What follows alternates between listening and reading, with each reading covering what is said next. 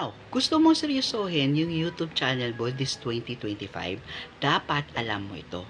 Kasi ito yung experience ko last 2024 kung paano ako nagkaroon ng 1,000 or more subscriber at saka na-monetize yung channel ko. Siyempre, at first, magpo-post ka ng mga video at magkakaroon ka ng mga kaunting views, kaunting subscriber, and the best part, ma-frustrate ka kasi hindi ito yung ine-expect mo na growth sa YouTube channel mo. Now, ang masasabi ko lang, wala talagang overnight success. Meron talagang mga challenges. Parang roller coaster ride. Merong mga ups, merong mga downs, at saka merong mga unexpected twists.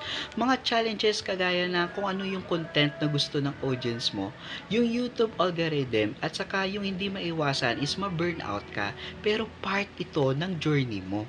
Pero masasabi ko lang, worth it ang mga obstacle na ito kasi ito yung magiging learning opportunity mo. Kaya over time, yung hard work mo magpi-pay off talaga.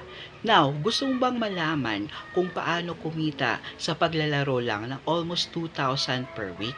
Just comment down below how at ibibigay ko sa iyo yung buong details.